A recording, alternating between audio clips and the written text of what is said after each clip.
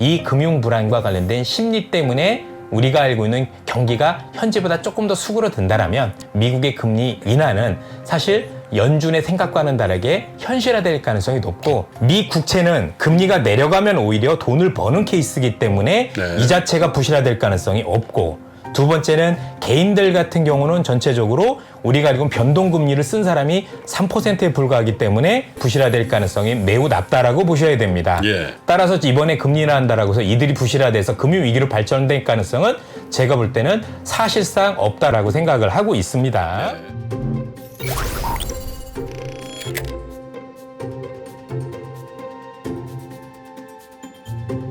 자, 그러면 우리 여의도에 네. 또 우리 이선엽 장군님 모시고 네. 오늘도 한번 작전 지령 한번 받아보겠습니다. 어서 오십시오. 어서 오세요. 네, 안녕하십니까. 네. 네, 반갑습니다. 오랜만에 하는 것 같아요. 그러니까 네. 예. 지금 한 4주 만이신가요? 아닙니다. 그 정도까지는 아닌데. 네. 오늘은 조금 이제 마음이 무거운데, 최근에 이제 어쨌든 저도 이제 내려가서 뭐 이런 것저런 해보면서 보니까 시장에 이제 많은 의견들을 주셨더라고요. 그러면서 제가 들은 건 너무나도 많은 분들이 조만간 금융위기가 현실화될 거다라는 얘기를 많이 주셨고, 조만간 다 터질 거니까 곧 피해라. 그리고 정말 많은 일이 일어날 거다라고 얘기들을 많이 해주신 것 같아요. 뭐 나름 논리도 훌륭하셨다라고 생각을 하고, 사실 그 묵과할 수 없는 얘기죠. 충분히 뭐 그럴 가능성이 없다라고 감히 얘기할 수도 없는 거고, 그렇죠. 그런 위기 가능성에 대해서 우리가 굉장히 그 촉각을 곤두세워야 되는 게 맞지 않느냐는 생각이 들면서도 사실 그렇지 않을 가능성이 저는 굉장히 높다라고 보여지는데, 그러니까 좀 생각이 다른 겁니다. 그분들 말씀도 굉장히 일리 있으시고 뭐 좋으셨지만 저는 조금 생각이 달라서 그 말씀을 좀 드릴까라고 생각을 하고, 저희 그 3프로 멤버십에는 제가 이제 글도 많이 올려드리는데요. 네. 이번에 뭐 위기 났었을 때도 이거 보시면 되고 이렇게 하면 위기 해결됩니다라고 해서 정말 그대로 나왔고요. 뭐 보신 분들 다 아시겠지만 어떤 거 했으면 좋겠습니다라고 말씀을 다 드렸었거든요. 그래서 뭐 그런 걸 참조해 주시면 더 좋을 것 같은데, 일단 지금 한번 큰 시장을 한번 그려볼 필요가 있는 것 같아요. 예, 시장. 그러니까 뭐 지수가 된다 안 된다 그런 개념보다도 어쨌든 많은 분들 머릿속에서 위기라는 게 이렇게 각인이 돼 있으시기 때문에 그거를 무시할 수는 없지만 왜 그런 거지? 그다음에 어떻게 하면 터지는 거지? 세 번째는 어떻게 하면 막을 수 있지? 이게 되게 중요한 거잖아요. 네. 그러면 잘못해서 터질 수도 있을 거고 잘해서 막을 수도 있을 거고, 그럼 거기에 대한 대응은 우리는 필요하지 않을까라는 생각을 기본적으로 가지고 있습니다. 그래서 거기에 대한 데이터도 조금 가지고 왔고, 그 얘기를 조금 제가 볼 때 좀 할 필요가 있겠죠. 그렇죠? 중요한 건 뭐냐면 어쨌든 올해 내내 지금 나름대로 비관론에 젖어 계신 분들도 계실 거고, 그래도 한번 해보자라는 분들도 계셨을 텐데 수익률 차이는 지금 어마어마하죠. 올해 내내 그래도 시장에 좀 한번 해보자 했던 분들은 지금 그만둬도 수익률이 결코 나쁘지 않을 겁니다. 그렇죠? 주식시장은 항상 우리가 의외의 것들을 많이 보게 된다는 점에서 볼 필요가 있겠죠. 시간이 많지 않으니까. 네. 자, 일단은 지금 금융위기 얘기가 굉장히 많이 나옵니다. 금융위기로 갈 거다. 금융위기로 갈 거다. 우리가 알고 있는 금융위기는 우리가 옛날에 겪었던 건 큰 건 두 개밖에 없죠. 조그만 거 말고 1929년 대공황이 있고 2008년 금융위기가 있습니다. 그렇죠? 자, 이런 금융위기가 현실화되려면 금융기관이 파산을 해야 되는 게 중요하죠. 그렇죠? 그리고 얘네들이 파산하면서 시장에 미치는 영향이 어떤 거냐면 이런 겁니다. 자, 제가 항상 사람하고 비유를 해드리는데 여러분들 심장이라는 게 있고 피라는 게 있습니다. 심장은 피를 돌려주죠. 심장이 펌프질을 하면서 피를 온몸에 돌게 해주는 역할을 합니다. 네. 이게 은행이고요. 금융시장에서는 이게 돈입니다. 그래서 심장이 멈추는 걸 우리는 심근경색이라고 부르죠. 물론 이제 심정지도 있지만 어쨌든 심근경색 이런 게 나오면 피가 안 돌면서 사람은 사망을 하게 되죠. 네. 자, 똑같이 은행이 금융에서는 심장입니다. 은행이 멈추면 이거를 우리는 신용경색이라고 부르죠. 똑같은 얘기입니다. 신근경색. 신용경색. 즉 은행들이 돈을 시중에 안 빌려주고 돈을 회수하는 거. 이렇게 되면 돈이 안 돌죠. 이렇게 되면 기업들이 파산하게 되겠죠. 이게 금융위기의 본질입니다. 그러면 우리가 알고 있는 이 은행들이 신용경색에 걸리는, 즉 은행들이 불안해서 남한테 돈을 안 빌려주는 가장 여러 가지가 이유가 있을 텐데 그 중에서도 제일 큰 핵심은 잘 아시다시피 부실자산입니다. 그렇죠? 은행들이 부실자산을 어마어마하게 들고 있으면 자, 이전에 있었던 모든 금융위기는 핵심이 부실자산이었었습니다. 2008년 예를 들면 2008년에 잘 아시다시피 부실자산은 뭐였었죠? 서브프라임 위기였었죠. 서브프라임. 자, 서브자가 붙었죠. 우리 서브웨이도 있죠. 서브웨이가 무슨 뜻입니까? 샌드위치? 아닙니다. 그렇죠? 죄송합니다. 안 웃겼죠. 웃기려고 했는데 이게 안 웃겼죠. 네. 자, 서브라는 게 아래라는 뜻인 아래. 거니까 우리가 알고 있는 주택담보대출에서 부실주택담보대출이었고요.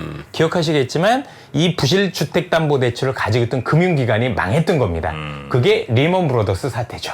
그리고 우리가 기억하기로는 리만부터 시작을 해서 망했었던 모든 은행들은 이 부실자산을 다 가지고 있거나 파생상품으로 연결이 돼 있었던 곳들이 문제가 됐던 겁니다. 네. 그런데 자, 그러면 그때와 당시 비교해서 지금 볼게요. 지금 미국이나 유럽에 있는 은행들 부실자산을 가지고 있을까요? 안 가지고 있을까요? 안 가지고 있습니다. 이미 뉴스 보셨겠지만 이번에 파산했던 실리콘밸리 은행 같은 경우도 들고 있었던 게 국채였어요. 또 미국 정부가 보증을 쓰는 MB였었어요. 정부가 보증을 쓰는. 네. 그렇죠? 자, 희한하게 부실자산이 아니에요. 부실자산이 아닌데 파산을 했어요. 그럼 얘네 왜 파산을 했지? 흔히 얘기하는 만기 관리를 잘못한 거죠. 만기 관리. 즉, 이 채권이라는 건, 국채라는 건 만기까지 들고 가면 원금하고 이자를 다 받죠. 그렇죠. 그렇죠? 그런데 뭐 길게 설명드릴 수는 없겠지만 네. 이 채권을 중간에 팔게 되면 이익이 날 수도 있고 손실이 날 수도 있습니다. 자, 채권에 중간에 팔면 이익이 나는 경우는 금리가 내려갈 때. 금리가 내려가고 이자율이 낮아지면 채권에서 이익이 납니다. 우리 김표로님 채권 너무 잘하실 거니까. 반대로 금리가 올라가는 구간에서는 중간에 팔게 되면 손실이 나게 되죠. 그렇죠. 그래서 지금 잘 보시면 그럼 지금 있는 미국의 은행들이 만기 관리는 잘못하긴 했어요. 그런데 어쨌든 간에 그걸 떠나서 문제가 됐던 가장 큰 이유는 금리를 인상했기 때문에 중간에 팔면 손실이 나는 현실이 왔기 때문입니다. 자, 여기서 중요한 건 뭐냐면 미국의 은행들이 현재 우리가 알고 있는 것처럼 뭐죠? 들고 있는 자산이 부실하지 않다는 얘기입니다. 네. 조금 더 제가 직관적으로 말씀을 드릴게요. 야, 미국에 있는 은행들이 가지고 있는 자산이 부실 자산이 아니야. 국채야. 참 좋은 걸 들고 있어. 그러면 이 은행들의 위기를 막는 유일한 방법은 뭘까요? 잘 보시면 아주 쉬워요. 금리를 내리면 돼요. 금리를 내리거나 동결 이상을 하거나 해서 향후에 금리 인하 가능성이 높다라고 얘기를 해주면 금리는 내려가겠죠. 미 국채 금리는. 그러면 현재 미국에 있는 은행들이 가지고 있는 이 자산은 우량 자산으로 바뀌죠. 그렇죠. 다시 한번 말씀드리지만 국채인데 만기까지 들고 가면 다 받을 수 있는데 중간에 팔 경우 손실이 날 수도 있고 이득이 날 수도 있는 겁니다. 네. 그런데 금리가 내리는 구간에서는 팔면 이득이 나는 거고 금리가 올라가는 구간에서는 팔면 손실이 나는 거죠. 근데 이번에는 금리 올리는 구간이었기 때문에 손실이 나는 겁니다. 그럼 이 은행들, 지금 중소형 은행들부터 해서 이 은행들을 튼튼하게 하는 유일한 방법은 사실은 금리를 내리는 것밖에 방법이 없는 거죠. 그래서 사실 위기 해결 방법이 이미 있어요. 예전에는 이번 사례를 제외한 모든 사례는 금리를 인하하면 오히려 이 부실 자산이 터졌었습니다. 그래서 헷갈리실 거라고 생각을 하는데, 자, 이전에 있었던 모든 위기에서 금리 인하는 오히려 부실 자산이 더 부실해지기는 역할이 됐었습니다.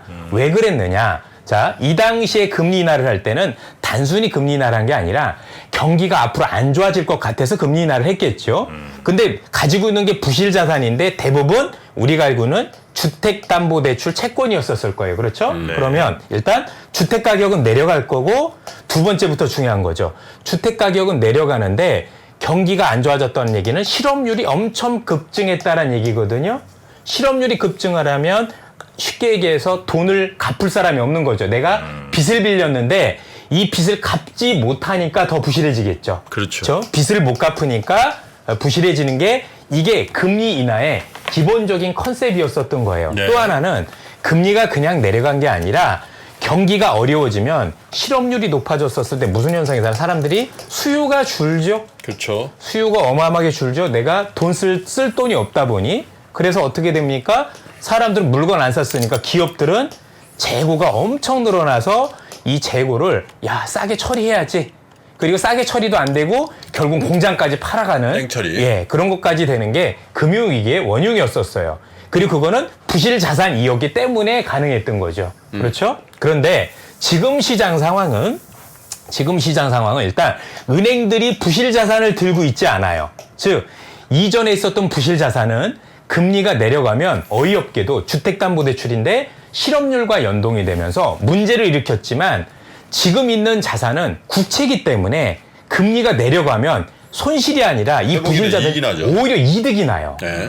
이거 놓치시면 안 됩니다. 조금 이해가 되실지 모르겠습니다. 네. 그죠? 그래서 이전에 있었던 모든 금융위기에서는 주택담보대출과 관련된 또는 우리가 알고 있는 부실 자산을 들고 있었고 이 부실 자산은 금리가 내리면 경기가 안 좋아지면서 더 안 좋은 역할이 됐는데 이 지금 현재 은행들이 들고 있는 이 운양 자산들 같은 경우는 실제적으로 금리가 내리면 어이없게도 우량 자산으로 변해서 사실 경기가 조금 더 어려워진다고 해도 이 은행들이 어려워지는 게 아니라 이 은행들은 이 자산을 팔았었을 때 이득이 나는 구조로 갑니다. 네. 그래서 현 상황에서는 금리가 내려간다라는 시그널이 계속 나오면 나올수록 금융위기 가능성은 매우 희박해지는 처음 이런 사례들이 많이 나오게 됩니다. 네. 그럼 여러분들 한번 도표를 보면서 조금 더 얼개를 우리가 그러시죠. 보도록 하겠습니다. 네. 지금 그냥 다른 건 다 집어치우고 이번에 있었던 실리콘밸리 은행 사건이 왜 왔을까? 결국엔 가지고 있는 채권이 미실현 손익이라는 게 현실화돼서 그런 건데 그런 궁극적으로 지금 상황에서 위기가 가장 현실했던 이유는 과잉 긴축에 있었다라고 원인을 찾을 수가 있겠죠. 긴축을 너무 빠르고 강하게 하니까 가지고 있던 채권이 손실이 그렇죠. 났고 그걸 팔게 되는 상황이 나와서 문제가 됐었다. 그럼 바꿔 얘기하겠습니다. 과잉 긴축에 따른 우려로 금융위기 가능성이 커졌었으면 위기 해소할 방법도 너무 쉽습니다. 과잉 긴축을 되돌리면 됩니다. 이 과잉 긴축을 되돌리는 방법은 금리를 더 이상 올리지 않거나 내리는 또는 거죠. 올해 내에 금리를 인하하는 방법을 쓰게 되면 금융위기는 현실화되지는 않겠다라고 보셔도 될 것 같죠. 다시 한번 말씀드리지만 이전에 있었던 대부분의 부실 자산들은 경기가 어려워지면 더 부실해지는 특성이 있었지만 지금 미국 은행들이 있는 국채는 오히려 경기가 어려워지면 더 우량 자산으로 변하는 첫 번째 사례이기 때문에 많은 것들이 다르다라는 게 특징이라고 보시면 될 것 같습니다. 네. 자, 그럼 여기서 질문이 있겠죠. 그래, 네가 얘기하는 국채는 그렇다 치는데 현재 있는 부동산 주택담보대출도 미국에는 있잖아라고 생각하실 겁니다. 그 얘기를 말씀드리도록 하죠. 보시는 것처럼 현재 그림을 보시면 현재 미국 모기지 우리가 흔히 얘기하는 주택담보대출의 연체율이 거의 역사적 수준으로 낮아 있는 거 보이시나요? 네. 예.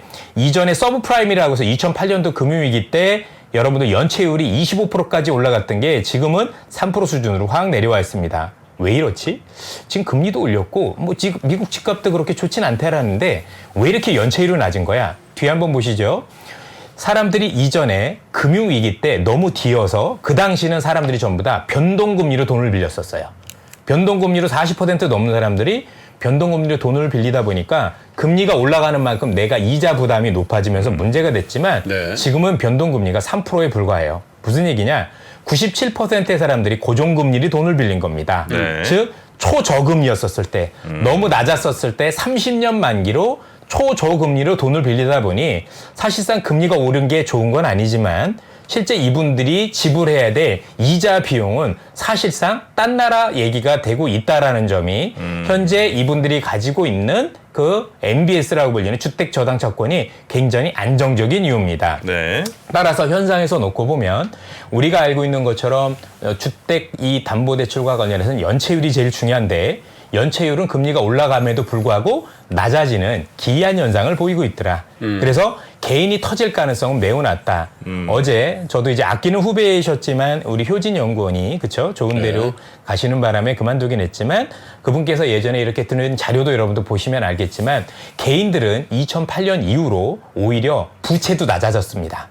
네. 부채도 낮아졌고 그나마 빌린 부채도 다 초저금리에 30년짜리 우리가 고정금리였기 때문에 사실 이번에 금리가 올라온다고 하더라도 비록 경제가 어렵다고 하더라도 돈을 충분히 갚을 수 있는 환경이 되어가고 있다라는 사실인 거죠. 네. 그래서 앞서 보여드린 대로 미 국채는 금리가 내려가면 오히려 돈을 버는 케이스이기 때문에 네. 이 자체가 부실화될 가능성이 없고 두 번째는 개인들 같은 경우는 전체적으로 우리가 알고 있는 변동금리를 쓴 사람이 3%에 불과하기 때문에 전반적으로 우리가 알고 있는 얘들도 부실화될 가능성이 매우 낮다라고 보셔야 됩니다. 예. 따라서 이번에 금리를 한다라고 해서 이들이 부실화돼서 금융위기로 발전될 가능성은 제가 볼 때는 사실상 없다라고 보는 게 맞다라고 생각을 하고 있습니다. 네. 예. 자, 보셨겠지만 이 실리콘밸리 은행을 비롯해 이 가지고 있었던 은행들이 이게 미실현 이익이라 그래서 만기까지 들고 가는 문제가 없는데 중간에 손실 난 건데 이거는 금리 때문에 그랬던 거고 금리만 내려간다라면 별 문제가 없다라고 보셔도 될 것 같죠. 참고로 여기서 보시면 에이전시가 있고 넌 에이전시가 있는데 에이전시는 정부 보증이고요. 네. 넌 에이전시는 정부 보증이 아닌 겁니다. 넌 에이전시가 거의 없죠.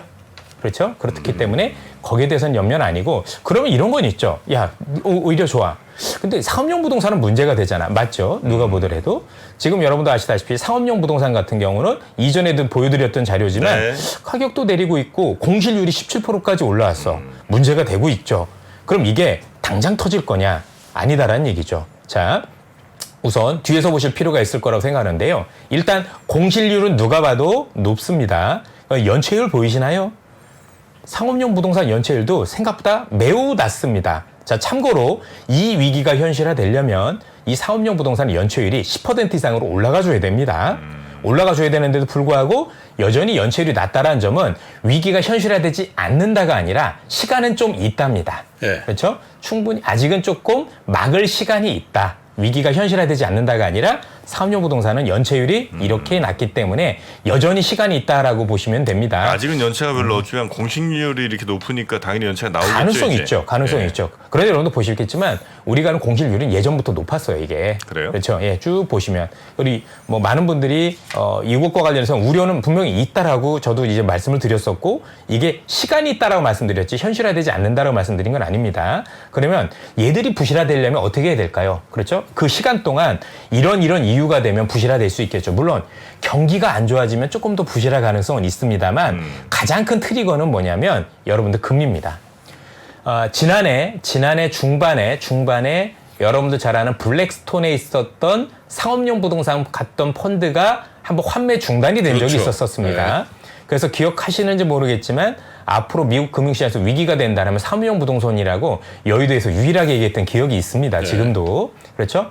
결국 금리 수준이 너무 높게 되면 문제가 됩니다. 두 번째는 뭐냐면 중소은행이 부실합니다. 앞서도 보셨겠지만 뒤에 한번 보죠. 자, 미국 상업용 대출에서 전체 은행 중에서 상업용 부동산과 관련된 대출을 가지고 있는 게 네. 중소형 은행이기 때문에 중소형 은행들이 위험해지면 내 대출 내놓으세요 할 수 있죠. 대출 회수할 수 있죠. 이것도 어마어마한 위험이 될 수 있을 겁니다. 그렇죠?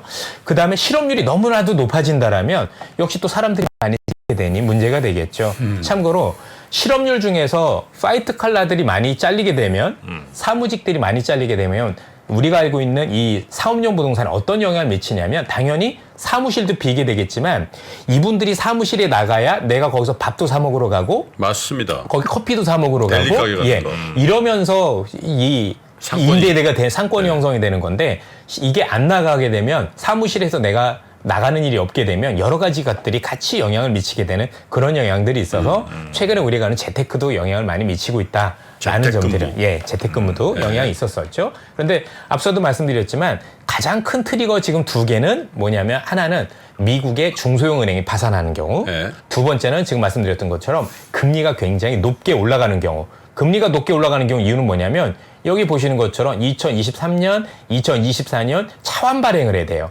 얘네는 변동금리입니다. 그러다 보니 이 변동금리와 관련해서 더 낮은 금리로 차환 발행하면 문제가 없는데 네. 더 높은 금리로 차환 발행이 되면 그래도 부실화 가능성이 높다라고 봐야 되겠죠.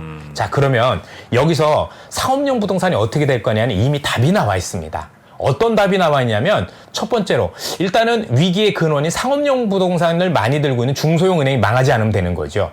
근데 이 중소형 은행들 같은 경우는 들고 있는 자산들이 이것도 있지만 대부분 국채와 일반 MBS 비중이 높다 보니 궁극적으로 금리가 내려가면 이 자산이 우량 자산으로 바뀌면서 오히려 이득으로 바뀌면서 사실 얘들한테 내 돈 내놓으세요라는 일이 없어지겠지요. 네. 그래서 금리가 현 수준에서 낮아지면 실제 상업용 부동산 위기 가능성은 그만큼 낮아진다라고 일반화시키셔도 되겠죠. 뭐 없다라는 개념보다도 매우 낮아질 거라고 보시면 될 것 같고요. 예. 또 하나는 뭐냐면 결국엔 금리입니다. 그렇죠? 앞서도 말씀드렸지만 얘들이 차환 발행하는 게 문제가 되는데 네. 이것도 똑같은 현상이죠. 지금보다 미국의 기준금리가 낮아진다라면 기준금리 기준이 아니라 얘네들 같은 경우에 이 우리가 알고 있는 그 금리는 미 국채 10년물하고 연동이 됩니다. 그러면 미 국채 10년물이 낮아진다라면 차환 발행을 했었을 때 지금 만기 들어간 걸 다시 연장을 했었을 때 낮은 금리로 할 수 있으면 위기가 더 낮아지겠죠. 네. 그러면 많은 분들이 보셔도 야 지금 이 위기가 현실화되지 않을 수 있는 유일한 길은 결국 금리가 낮아지면 상업용 부동산 이 위기도 넘길 수 있고 현재 우리가 생각했던 금융위기 가능성은 그만큼 낮아지는구나라는 걸 충분히 느끼실 수가 있습니다. 그래서 현재 글로벌 금융시장에서 불고 있는 이 금융위기에 대한 불안이 나쁘지 않은 겁니다. 이게 무슨 뚱딴지 같은 얘기야. 그런 얘기가 나오면 나올수록 미국의 금리 인하 가능성은 높아지는 거죠. 역설적으로 이 금융위기 가능성이 높아지는 이 불안감 때문에 있는 이 금융불안과 관련된 심리 때문에 우리가 알고 있는 경기가 현재보다 조금 더 수그러든다라면 네. 그 불안감들이 지속된다라면 미국의 금리 인하는 사실 연준의 생각과는 다르게 현실화될 가능성이 높고 빨라질 수 있다. 예. 현재 시장에서는 여러분들 어제 미국에 나온 대부분의 보고서들은 올해 금리 인하를 4번을 예상을 하고 있습니다. 네? 4번이요? 4번을 예상하고 있어요. 올해? 미국에 올해. 금리 인하를? 금리 인하를. 어제 외국계 ING부터 보고서 보시면은요, 몇 군데에서 4번 정도 인하를 얘기를 하고 있어요. 물론 그 사람들이 맞다라는 얘기는 아닙니다. 네. 그러나 어쨌든 지금 연방 선물 기금에서도 보면 여러분들 그 CM이 이렇게 들어가 보면 지금 미국에서 나오고 있는 게 미국은 더 이상 금리 못 올릴 거고 올해 인하 가능성을 지금 현재 베팅을 하고 있는 상황인 거죠. 그래서 전반적으로 이런 모습들이 있다라고 보시면 됩니다. 그러면 이것과 관련해서 재밌는 얘기를 조금 드려야 될 게 있는데요. 여러분들 여기 토시 한번 보시면 또 이런 얘기도 할 수도 있죠. 야 그러면 혹시 이게 모기지가 옛날에 서브프라임처럼 파생상품 연결된 거 아니야? 그런 우려도 있을 텐데 보시는 것처럼 파생상품으로 된 게 없죠. 그렇죠? 이전에 2007, 8년대에는 이게 파생화됐던 건데 매우 낮죠. 그리고 그 CMBS 연체율도 매우 낮죠. 그래서 그런 문제는 아니다라고 판단해 보시면 될 것 같고요. 네. 여러분들이 생각하시는 것보다 이거 한번 보세요. 미국과 유럽의 은행들이 자기 자본 비율이 엄청나게 높아졌죠. 사실 은행들은 체력이 굉장히 튼튼합니다. 그렇죠? 은행들이 튼튼하고 연체율도 대단히 높지는 않고. 하지만 이 연체율과 관련하고 이 우려한 이 상황들이 사실 앞서 말씀드린 것처럼 금리가 계속 올라가고 문제가 되면 문제를 일으킬 수 있지만 그렇지 않다면 문제가 되지 않을 가능성이 높죠. 이것과 관련해서 지난번에 보여드렸던 걸 다시 한번 보여드립니다. 파월 의장의 질의응답이었었습니다. 이거 다시 한번 복귀해 볼까요? 자, 지금까지 있었던 이 최근의 금융시장 불안은 신용 여건이 다소 긴축적으로 변하여 노동시장과 인플레이션에 압력을 가할 가능성이 생겼다고 평가함. 자, 우리가 알고 파월 의장의 얘기 그대로 말씀드립니다. 현재 이 불안이 노동시장과 그렇죠? 노동시장과 인플레이션에 압력을 가한데요. 인플레이션에 압력을 가한다는 얘기는 지금 인플레이션을 낮추는 효과가 있다라고 얘기를 하는 겁니다. 그렇죠? 그리고 노동시장도 조금 더 안 좋게 만들 수 있다는 얘기가 되겠죠. 이 얘기도 역시 인플레이션을 더 수그리게 만드는, 즉 현재 있던 것보다 이번 일로 인해서 생각보다 인플레이션이 많이 낮아질 거다라고 보고 있는 거고요. 네. 지난번에도 말씀드렸지만 이번에 이 효과가 그래서 미국에 있는 중소은행들이 금융 여건을 강화를 하면, 즉 대출을 쉽게 안 해주면 사실상 금리 인상과 동일하거나 즉 0.25% 금리 인상 효과가 있거나 그 이상 0.5% 금리 인상 효과도 생각할 수 있다. 자, 연준이 보고 있는 건 뭐냐면, 파월 의장이 보고 있냐면 이번 사태로 인해서 생각보다 인플레이션이 많이 낮아질 거야 라고 얘기를 하신 거고, 동시에 이것 때문에 0.5% 정도의 금리 인상 효과가 있을 수도 있어 라고 얘기를 하는 겁니다. 그렇게 되면 향후에는 금리 인상을 중단하고 오히려 서둘러서 언젠가 될지 모르겠지만 금리 인하의 가능성이 높다라고 봐야 되겠죠. 그래서 미국에서 보고서가 나왔습니다. 비에나이 멜룬이라는 데서 지금은 이것 때문에 그 2번의 금리 인상 효과가 있고 동시에 올해 성장률을 0.5%포인트 깎아내린 효과가 있습니다. 성장률을 이만큼 깎아내렸으니 인플레이션은 더 둔화될 거고요. 이것만 가지고도 두 번의 금리 인상 효과가 있으니 실제 연준이 더 이상 금리 인상을 안 해도 될 것 같아요 라는 보고서의 기본적인 어떤 입지라고 보시면 그렇죠. 되겠습니다. 재미있는 현상들. 이게 만약에 사실이라면 현실화된다면 의외로 금융 위기가 번져서 여러분들이 생각하는 것까지 갈 가능성은 제가 볼 땐 가능성이 높은 게 아니라 오히려 희박하다라고 봐야 되는 상황이 저는 반전의 도래했다. 기회가 될 수 있다. 예, 그렇습니다. 그래서 이거를 숨겨진 축복이라고 합니다. 이게 요즘 미국에서 공식적으로 나오고 있는 겁니다. 그래서 자, 이번에 있었던 금융위기 때문에 네. 미국이 현실이 어떻게 됐느냐. 첫 번째, 여러분들 잘 아시다시피 최근에 있었던 금융시장 상황은 인플레도 잡아야 되는데 금융 불안도 잡아야 되는 두 마리 토끼를 잡기 어려운 게 있었어요. 연준이 지금 제일 힘들어했던 게 뭐냐면 그동안 고용시장도 너무 강했고 그다음에 시장이 안 부러지다 보니까 이런 거였죠. 도대체 얼마까지 금리를 올려야 시장이 부러지지? 여기에 대한 답을 못 찾고 있었어요. 그래서 잘못 올리면 인플레를 잡으려다가 완전히 금융위기를 현실화시켜서 와르르 무너뜨릴 수도 있겠다는 우려가 계속 있었었고 그래서 몇몇 경제학자들은 케네스 로고프 같은 교수들은 너 연준 잘못하고 있는 거야. 그러니까 2% 물가 말고 3, 4%라고 현실적으로 대응해라고 얘기를 했었던 거죠. 그런데 이번에 이 금융 불안 때문에 미국은 드디어 임계치를 찾았어요. 아, 여기로 가면 드디어 부러지는 데가 여기라는 걸 찾았다는 행운이 있는 거죠. 네네. 그래서 실제 부러뜨리지 않고 인플레이션 해결할 수 있는 선이 어딘지 찾았다는 게 첫 번째 행운입니다.